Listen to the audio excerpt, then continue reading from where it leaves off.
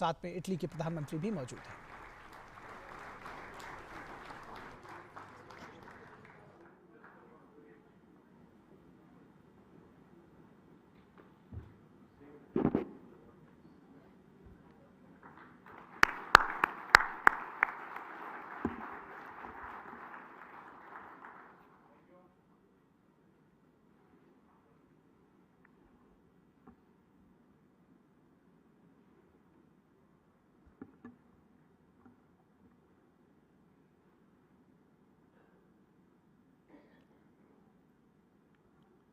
Honorable Prime Minister of India, Shri Narendra Modi ji, the President of the Council of Ministers of Italy, Her Excellency Giorgia Meloni, Foreign Minister of India, Dr. Jaishankar, Ambassador Vinay Quattro, esteemed leaders, Excellencies and distinguished guests, a very, very warm welcome to the 8th RAISINA Dialogue.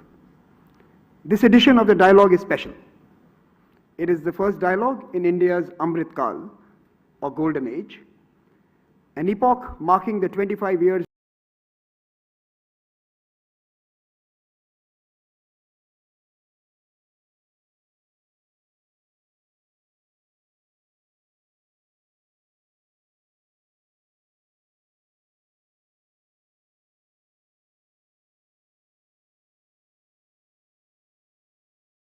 leading up to the RAISINA Dialogue seeks to be an ideas companion in this journey of India with the world. There is a packed agenda for the dialogue in the days ahead that allows us to engage with new voices. Epoch marking the 25 years leading up to the RAISINA Dialogue seeks to be an ideas companion in this journey of India with the world. There is a packed agenda for the dialogue in the days ahead that allows us to engage with new voices, new thoughts and new ideas that could indeed change our paradigms. 2023 is also significant for India as it is the year of India's presidency of the G20, a group of nations that are pivotal to the world's future because their choices have cascading regional and global consequences. The failures of the G20 will hurt the world, and their successes will lift us all. The ambition of this year's G20 has also shaped the dialogue's agenda. From debating the need for reforms in multilateralism to encouraging lifestyle changes to mitigate the climate crisis, the RAISINA Dialogue aims to support India's G20 priorities. This year, G20 also aims to be inclusive. The Honorable Prime Minister, Shri Narendra Modi, elaborated his vision at the Voice of the Global South Summit. He said, and I quote, "As far as India is concerned, your voice is India's voice, your priorities are India's priorities." This sentiment will be reflected in the RAISINA Dialogue Town Hall on March 5th, where we will gather not only the G20 countries, but also participants from over 80 countries to be present and to discuss our common future. That collective future may be difficult to imagine at this moment, given what we went through in the first 2 years of this decade. Indeed, has it only been 2 years? From old conflicts resurfacing in Europe to convenient morality in Afghanistan, from complete disregard for the environment to selfish acts during the COVID-19 pandemic. This already feels like a very long decade, and this brought out the worst of humanity. Forums like this dialogue are seeking to bring out the best. It is during these gatherings that exaltations could catalyze an inclusive development policy that is fit for purpose. The theme for this year's dialogue is provocation, uncertainty, turbulence, lighthouse in the tempest. Question mark. Can all of us assembled here in New Delhi be a lighthouse in our own way? As the world is being battered by a perfect storm, multiple beacons are needed to illuminate the way. India seeks to be one of them and to inspire others to be the same. Last year, as we opened the dialogue, we made 2 promises to the Honorable Prime Minister. First, that as hosts, we would follow the sun to where the best and most plausible ideas await. And second, we committed to investing in building the next generation of global diplomats. This year, on February 18th, we launched RAISINA at Sydney, alongside the editions we host in Delhi, Berlin, and Washington, D.C. This dialogue is now truly chasing the sun, seeking inspiration from across the globe. This October, the past October, we also inaugurated the RAISINA Forum for the Future of Diplomacy. Hosted in New Delhi and Varanasi, it brought together diplomats from over 30 countries to rethink their official responsibilities and ethics. The world's diplomatic corps are now the first responders to everything, from health crisis to man-made and natural disasters. The investment in skills and character that may be demanded of them need to be invested in and need to be invested in now. Continuing our tradition of engaging the brightest minds from around the world, we welcome the 2023 batch of the RAISINA Young Fellows who are seated here to my right. We have 48 fellows from 33 countries and a community which is now close to 2,000 from over 110 countries.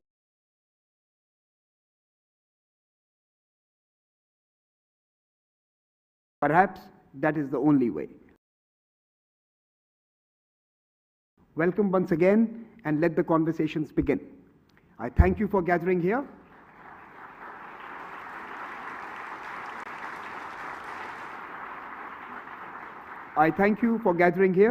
And I want to now invite the chairman of the Observer Research Foundation, Mr. Sanjay Joshi, to introduce the dialogue and our keynote address and inaugural speaker. Mr. Sanjay Joshi, the mic is yours.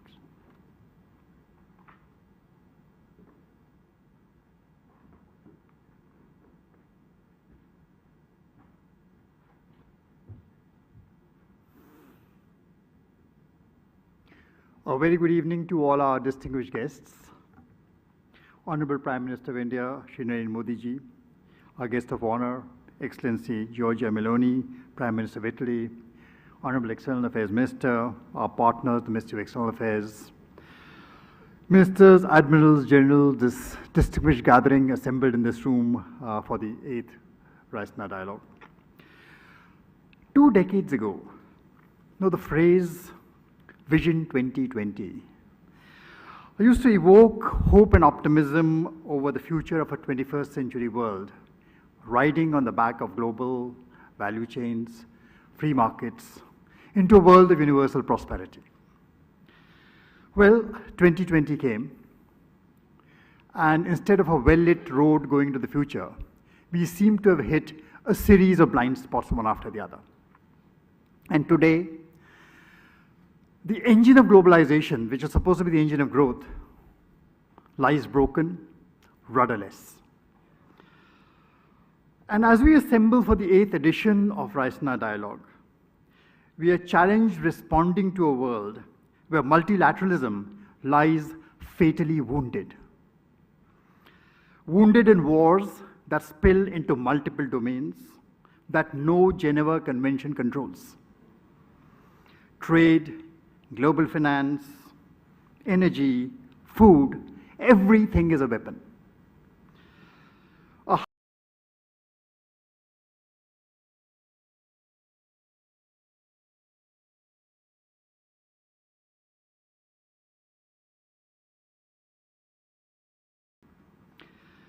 Now, what rules of engagement do we now create for countries and people that seem to have no desire to talk to each other? Well, some argue that the answer lies in building gated communities of nations that grant membership based on the reliability of the cardholders. Minilateralism, we called it.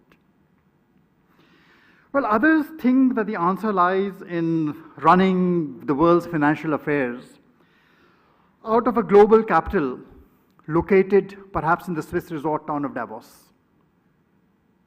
Both are fatally flawed. The problems that confront us cannot be confined within these walled gates.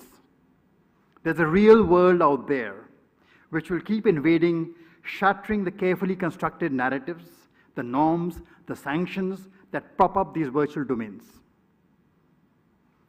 And caught in between all this are nations, middle powers, beleaguered emerging economies that, given a choice, have no interest in engaging in geopolitical competition, much less playing ball with revisionist powers keen to overturn the existing global order. These nations bank upon global multilateral institutions to manage potential conflicts and smooth the impact of trade wars and great power rivalries. And yet, as the business of governance has got more complex, more complicated, more than ever, we need new rules for the road now. We need new rules of the road now because we no longer travel just as a community of nations. We have been joined by many new actors who can traverse these highways with far greater speed than nations ever do. And these are tectonic events which are taking place, and the greater their magnitude, the weaker is becoming our capacity to respond to it. And mind you, this is only Act 1 of this play. Already we see technology move in to substitute agency-led order and norms by discrete, anonymized protocols for finance, trade, commerce, and communications. For good or for bad, it is difficult to tell today. But in Act 2, which is coming, which is called the Age of the Intelligent Machine, now, unlike science fiction, the machine age does not manifest itself suddenly as an omnipresent, all-knowing chatbot appearing one fine day. Instead, it is slipping in each day, camouflaged in a forest of cookies, protocols, self-learning algorithms, Kafkaesque structures, which fashioned by tech entrepreneurs, advertisers, agents, ordering and controlling the lives of the governing and the governed both. The question is how democratic or how intrusive these are going to be, and that is a question which is going to keep on haunting us. And we can be sure that in the days ahead, the negotiations and the confrontations to settle these structures are going to be very intense. So the RAISINA Dialogue 2023, today we are holding it as India takes charge of the G20, and a year that promises to be more than the ordinary. This forum comes at a time when many of us in Delhi believe that we have the ability to incubate conversations where many of these posers must be responded to. Our hope is that the RAISINA Dialogue becomes one of the most influential of these platforms during India's presidency, a forum where each one of us in these troubled, tempestuous times contributes to the quest for answers and becomes part of the lighthouse that guides the ship back safely to shore. Thank you. And with that, I would like to invite Her Excellency GIORGIA Meloni to deliver a keynote address. Over to you, ma'am.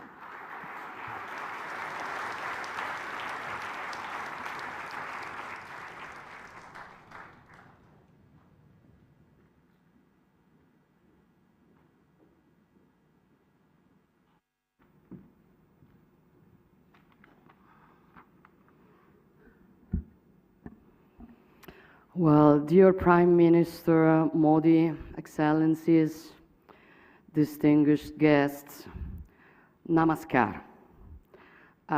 It is an honor for me to inaugurate this year's RAISINA Dialogue and to do so in front of such an extraordinary audience, an audience that includes representatives from across the G20, with whom Italy shares a special responsibility to find solutions to our common global challenges. With this in mind, well, I would like to take this opportunity to share my appreciation for Prime Minister Modi's hard work on handling a complex presidency and to reiterate Italy's full support to its success. I am told that the name of this international conference comes from Raisina Hill here in Delhi, from which the government is granted a broader view of India's capital city. In troubled times like today, this is, I think, a fitting metaphor of the vision that we as leaders, thinkers, civil servants need to adopt.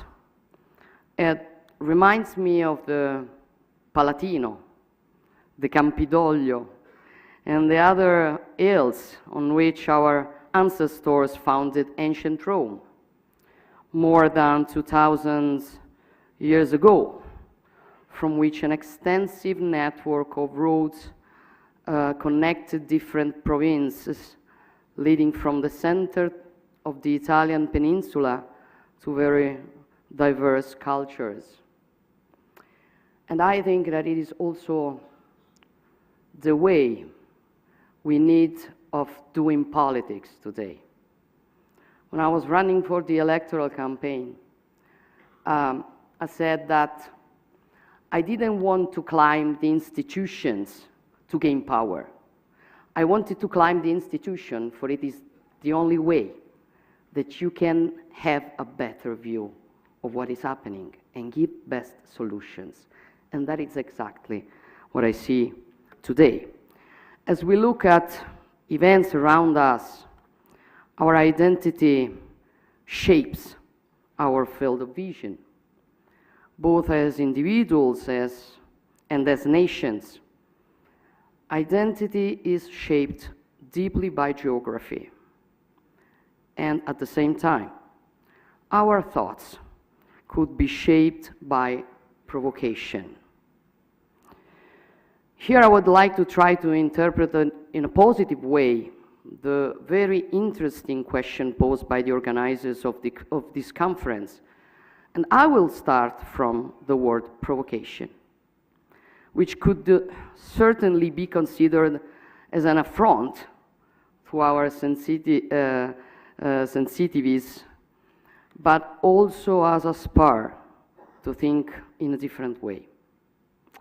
A challenge to accept the challenges of uncertainty and turbulence.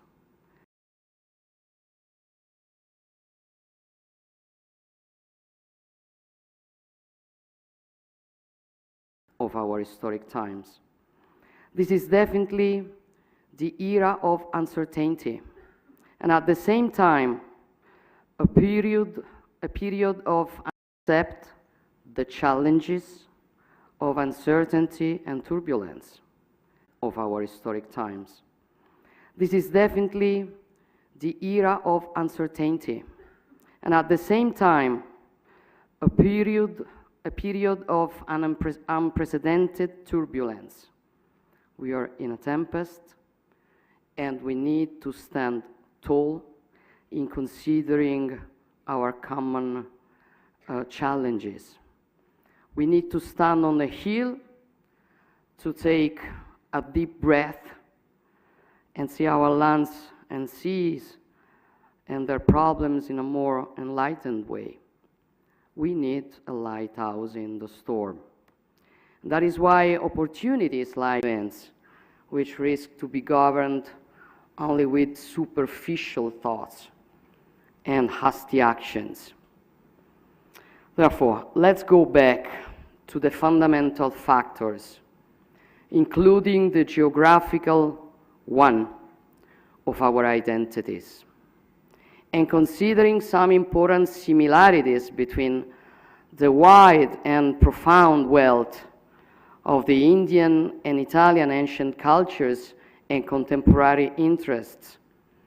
I wonder if one can speak of the concept of peninsularity, which could have a place next to those of insularity and continentality. Italy is deeply European. Our roots and history, they are European. And together with the nation across the continent, we've built Europe's identity through the centuries. Yet all of Italy's long coastlines are bathed in the Mediterranean, the natural environment where the Judaic, Christian, and classic roots of Europe have developed. Geography has shaped our culture, our outward projection, and our growth as civilization. And much like India, the peninsular factor has given us a crucial resource, being both a continental and a maritime nation. a key advantage, making us natural platforms for trade, logistics, and the dissemination of culture and science. For centuries, our maritime flows have looked towards the south and to the rest of the Mediterranean, which remains our natural neighbor, and with whom we are continuing to build mutually beneficial relations. This is the spirit enshrined in our vision, also dubbed the Mattei Plan for the Mediterranean and for all the African continent, with its growing population, challenges, and opportunities.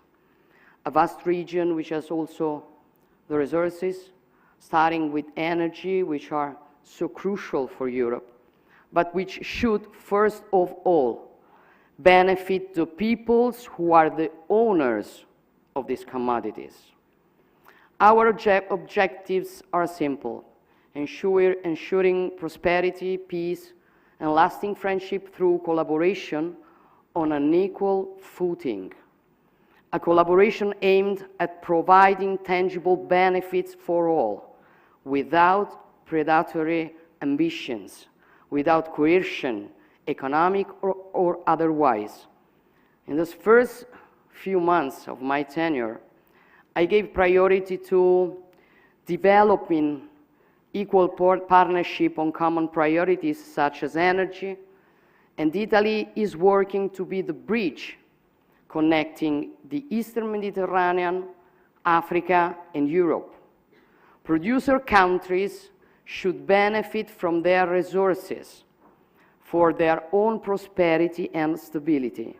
Green energy, hydrogen, and electricity will more and more be locally produced for their own citizens and for Europe. Much like the energy transition, the digital transition is also based on connectivity. Data are the energy of our digital societies, and they will flow from India to Europe across the Mediterranean and Italy. The Blue Raman project will link the Indo-Pacific to our European economies. In the past, the Alps at our north protected Italy, but they were also the area of connection to the rest of Europe. Likewise, the Mediterranean Sea was for centuries a sort of blind alley, the extreme appendix of the Atlantic Ocean. Human progress and ingenuity, however, made the impossible possible. A change in geography, a passage from the Mediterranean to the Indo-Pacific through the Suez Canal. Today, the Mediterranean is really the sea in the middle, the basin which stands between the two major maritime spaces of the globe, the Atlantic and the Indo-Pacific. Italy, with its peninsula, which lies in the very center of the Mediterranean Sea, continues to be in every way a fully integrated part of the Euro-Atlantic community and of the cultural and political West. But it is more and more projected towards the Indo-Pacific, regaining the history of our maritime republics and of Marco Polo, especially after the opening of the Suez Canal. The laws of physics, starting with the communicating vessels, are those of trade. The impact of such a shift are hard to exaggerate. 150 years later, as the Indo-Pacific has become a crucial center for gravity for the global economy, 40% of the EU's foreign trade passes through the South China Sea, and much more transits through the Indian Ocean. Our two regions are more interconnected than ever before. Together, we account for 70% of global trade, and the EU has become the biggest investor in the Indo-Pacific, which contributes to two-thirds of global economic growth. The world's oceans connect us. They are essential to global commerce and our way of life. Today, shipping makes up 90% of all international trade, and freedom of navigation is crucial for our economies. Global interconnection has enabled our economies to cooperate and flourish, but it comes at a cost, especially in times of turbulence within the international community. What happens in Europe affects the Indo-Pacific in ways it would not have in the past. And what happens in the Indo-Pacific has direct repercussions in Europe. This is not a surprise. This is not a black swan. It is rather a gray rhino we should have seen. And it is something we need to keep in mind as we move forward. This implies a new approach on how we work together. We need to see the world through progressive lens, to focus with the same level of attention on both long and short-term dynamics. We face a war of aggression which brings us back to the tragedies of the 20th century, but at the same time we need to have the necessary vision to be prepared for the challenges of the 21st century. The COVID-19 pandemic shook the foundation of international trade and mobility, exposed profound weaknesses in the resilience of global supply chains and in globalization as we knew it. They said we could solve every problem with free trade. We were going to have democracy and richness for everybody. It wasn't like that. And we have to face what we were wrong in.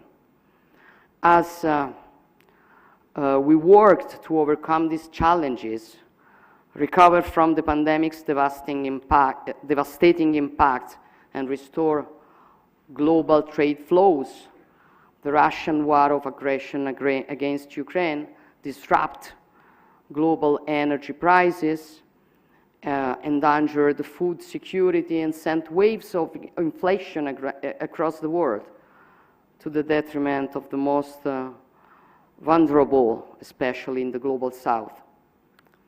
And it also put at risk global stability, peace, security, which depend on a predictable, rule-based international order. Just 1 year ago, we were poised to face the challenges of the 21st century, which were eradicating poverty, addressing climate change, managing the impacts of digitalization on information flows and on daily life in our societies, handling the advent of new technologies such as quantum computing and artificial intelligence. However, the events of February 24th last year brought us back to the worst of 20th century. I was in Kyiv last week. I witnessed a hard reality on the ground and felt the strength of the Ukrainians' national spirit among the destruction.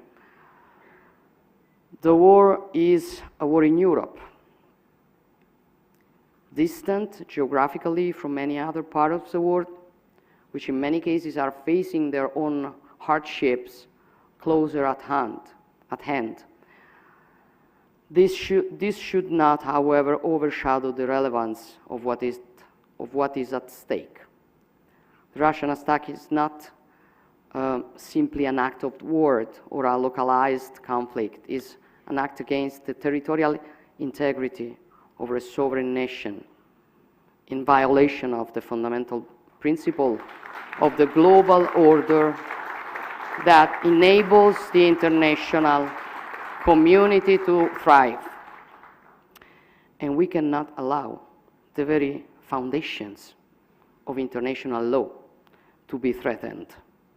without which only military force would be taken into account, and every state in the world would risk being invaded by its neighbor. These are not only the interests of the European countries. These are the common goods for the coexistence of all countries of the world. We cannot sit idly in the face of this with this provocation at the heart of the UN Charter, which threatens to undermine stability across the globe. And we cannot allow the law of the strongest to overcome the strength of law. I know that there are many who feel that Europe has in the past failed to acknowledge that the world's problems are also its own. And perhaps until the past few years, our geopolitical stance has been less vocal than it could have been. This is no longer the case. And initiatives such as the EU strategy for the Indo-Pacific demonstrate that our views have indeed broadened. Regional affairs rapidly turn into global affairs in today's interconnected world. And unfortunately, Europe's problem today has become the world's problem. Italy and India share a profound conviction that only the rule of law can allow humanity to prosper and develop in balance and harmony. As forward-looking countries with rich cultures dating back millennia, we have a common human-centric vision in which democracy, science, peace, prosperity go hand in hand. The relationship between artificial intelligence and ethics is crucial. All developments must be human-centered. Our strength lies in our human capital, in our abilities to create and to push the boundaries of science, knowledge, and technology while keeping the state at the service of our citizens. We are building new bridge between academic and research centers of Italy and India. Despite the long history of our respective people, we are both young as states. We have had to overcome intense similar struggles to establish ourselves as independent states.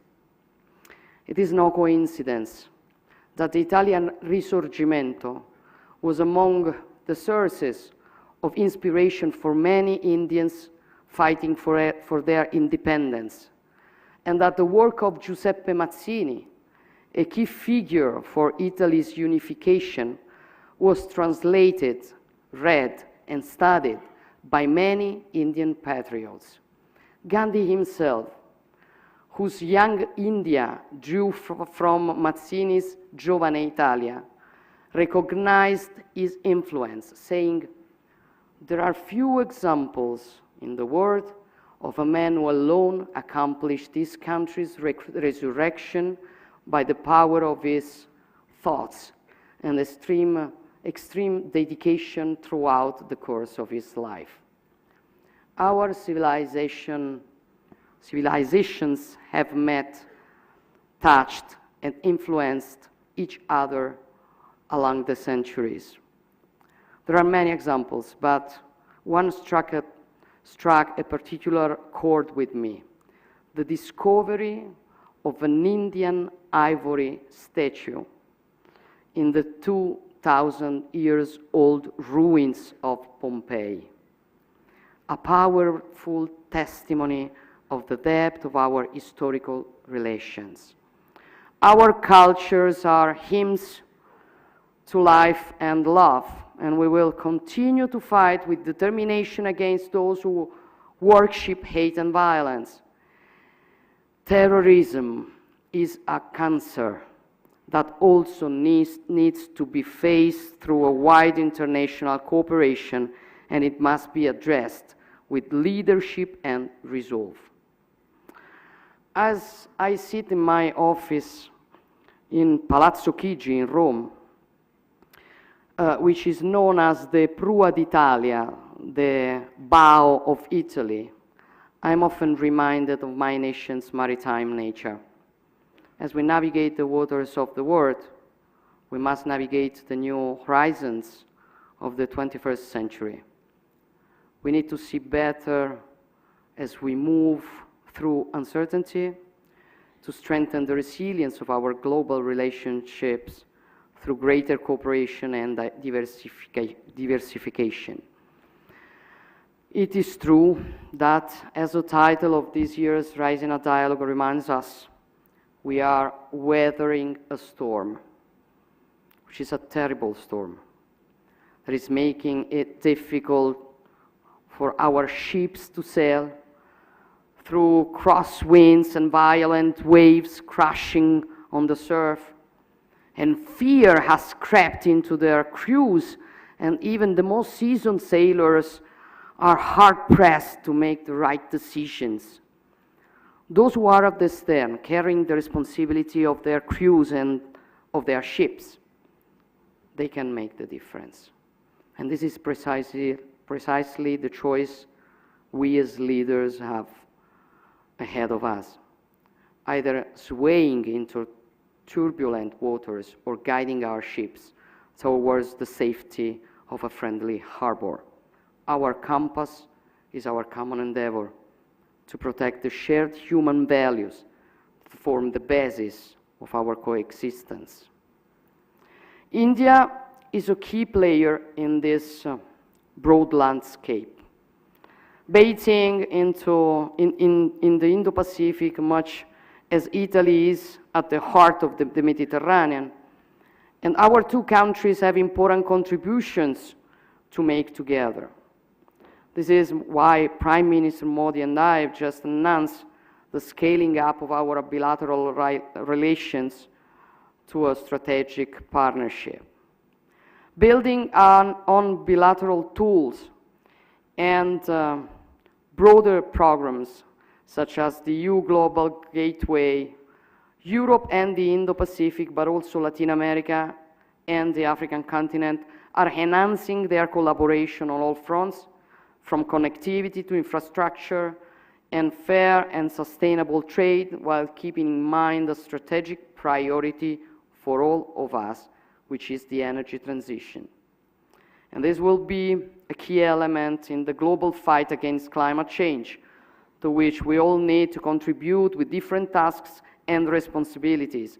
We have to do it bearing in mind our responsibilities towards the future generation, but also to our citizens today, and we need to do it in a balanced way. Each country has to do its part. Failing to do so, it would have a profound impact on humanity worldwide, directly through food shortage, drought, extreme weather events and other disasters, but also indirectly through new conflicts arising from climate-induced migrations and transboundary disputes over scarce resources. The need to accelerate the energy transition has been compounded by the energy crisis, which has highlighted the vulnerability of economies across the world. It has, however, also shown that global coordination on climate change is not a zero-sum game, but a true shared interest. The same is true for technological development and dissemination, where Indian countries throughout the Indo-Pacific have a central role to play, given their highly skilled workforce, their resources, and their strategic position along the global value chains. Our ability to work together on renewable energy, green hydrogen, circularity, and the twin transition will determine our success, and it requires a functioning international order. And this is something that we humans of the 21st century cannot do without, and that we need to nurture and reaffirm at every turn. The governance of multilateral organization must be updated, but the cornerstones of multilateralism cannot be put in question, as they are also the cornerstones of peace and freedom. Let us not feed the false metaphor of a world divided, the West against the rest. The unshakable unity in the face of the growing threat to international peace and stability goes well beyond the Western interest. It is a common interest. And this is, I believe, a key message that could emerge from the Indian G20 presidency, as well as from the RAISINA dialogue. A message of hope, a message of unity. Every nation can be a lighthouse. With the wealth and pride of its tradition and identity, which somebody would like to forget or hide or kick. But we are nothing without our roots, our rights, and the capability we have to recognize them. They depend from our tradition. And who wants to kick our tradition, our identity, wants to kick our rights. So it's an important struggle that we are facing all over the world. And I know that on this, we do agree the same point of view. Lighthouses do not obscure each other, but they can shine together and help all of us to navigate in these troubled waters. Thank you very much.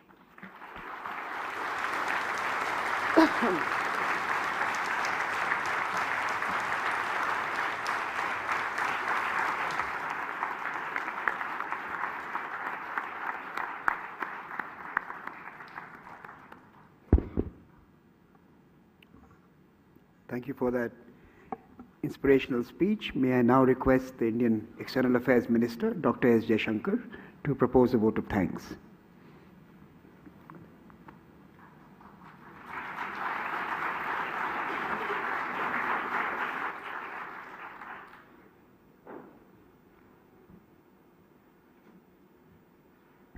Prime Minister Narendra Modi ji, Prime Minister GIORGIA Meloni, my distinguished foreign ministerial colleagues, Excellencies, ladies and gentlemen.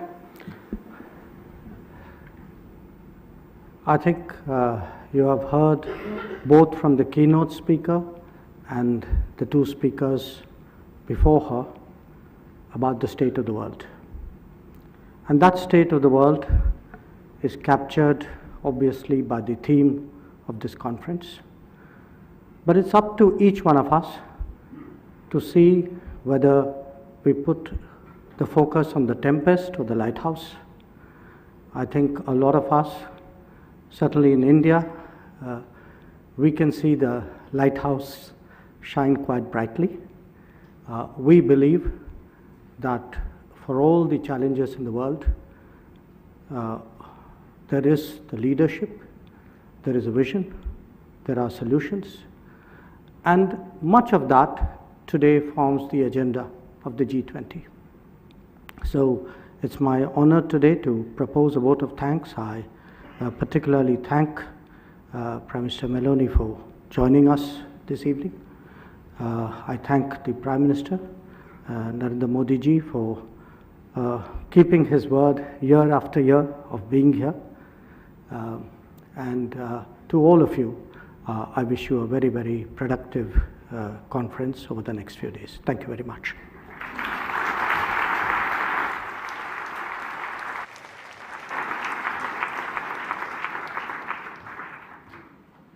I will now request all of you to remain seated as the Honorable Prime Minister and the President of the Council of Ministers leave this room.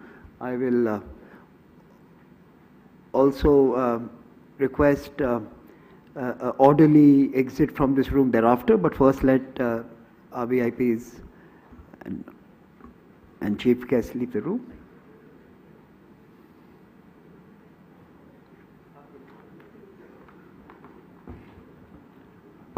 Thank you so much. If I could request everyone to please remain seated. Please remain seated while the Prime Minister goes into the Wazir room. Could I request the room? सीधा प्रसारण आप देख रहे थे Raisina dialogue के, जहां पर के प्रधानमंत्री नरेंद्र मोदी ने रायसीना संवाद 2023 का उद्घाटन किया और इटली की प्रधानमंत्री जियोर्जियो मेलोनी, जो कि मुख्य अतिथि हैं इस बार की रायसीना डायलॉग 2023 की, उन्होंने संबोधित